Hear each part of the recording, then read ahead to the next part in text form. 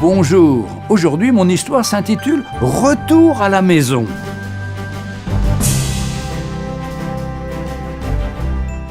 La vieille femme assise dans l'autobus ne pouvait s'empêcher d'observer un autre passager installé dans la rangée voisine de la sienne.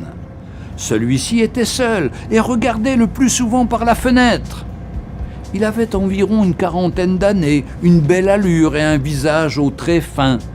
Sa tenue était simple et correcte. Il portait une alliance qu'il faisait tourner sur son doigt en fermant parfois les yeux, comme si ce geste le rassurait. De temps en temps, l'homme détournait son regard de la fenêtre et l'anxiété qui se lisait dans ses yeux et sur son visage émut la vieille femme. La nuit commença à tomber et la voix du chauffeur grésilla alors dans les haut-parleurs situés au-dessus de la tête des voyageurs, annonçant que le terminus était prévu d'ici 20 minutes. L'autobus commença à pénétrer dans une zone d'habitation. L'homme parut alors de plus en plus inquiet, voire presque paniqué.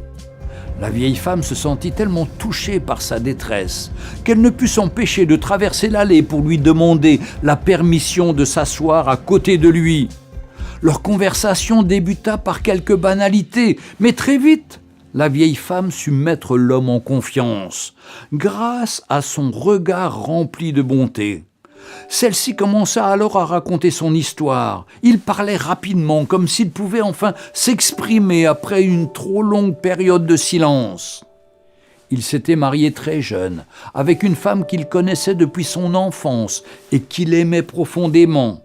Très vite, après 1 an de mariage, un premier enfant naquit, une ravissante petite fille.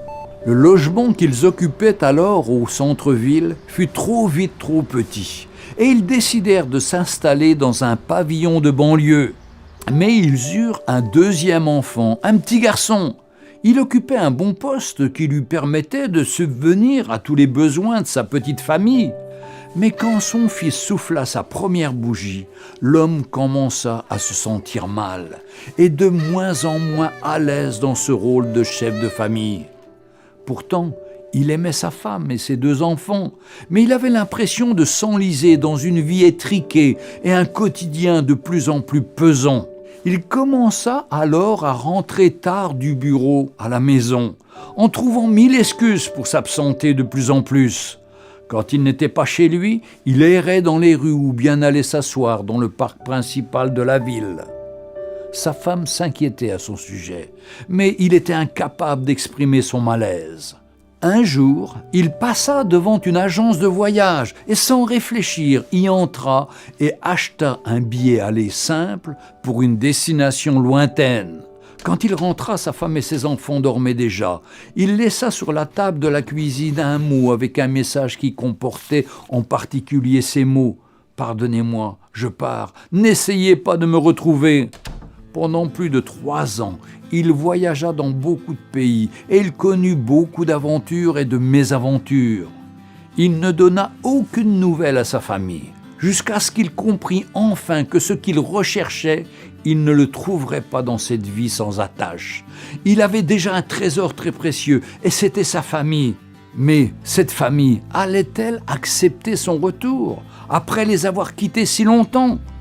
Il envoya alors une lettre à sa femme pour lui dire à quel point il regrettait le mal qu'il avait pu lui faire, ainsi qu'à leurs enfants. Il souhaitait rentrer à la maison, mais il comprenait qu'elle puisse refuser de le revoir et de lui pardonner. Pour éviter toute scène douloureuse, il lui précisa alors qu'il prendrait l'autobus qui passait devant la maison et demanda à sa femme d'allumer une bougie à la fenêtre de la cuisine, si elle acceptait qu'il revienne.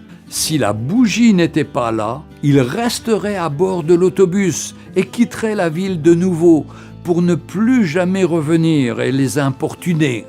Ni elle ni leurs 2 enfants. L'autobus approchait maintenant de sa rue et l'homme était de plus en plus anxieux et n'osait regarder par la fenêtre. La vieille dame posa sa main sur celle de l'homme et lui proposa alors de fermer les yeux tandis qu'elle regarderait pour lui. L'autobus continuait son itinéraire et elle commença à apercevoir la maison. Elle lui serra alors très fort la main et s'écria « Ouvrez les yeux, ouvrez les yeux! Il y a des bougies allumées à toutes les fenêtres de votre maison !» Nous avons aussi peut-être une maison que nous avons délaissée. C'est notre habitation éternelle, c'est celle auprès de Dieu. Je vous invite vraiment à réfléchir et à chercher le Seigneur afin que vous puissiez redécouvrir son amour, sa grâce, car il vous aime, lui aussi comme ses femmes et ses enfants, attendent que vous rentriez dans la maison du Père. Dieu vous aime, il a un message d'amour pour vous. Tournez-vous vers lui, il va vous aider.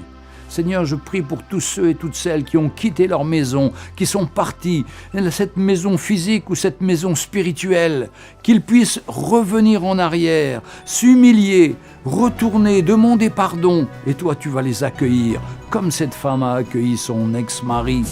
Seigneur, bénis chacun, dans le nom de Jésus. Amen. Retrouvez Un jour une histoire sur www.365histoire.com.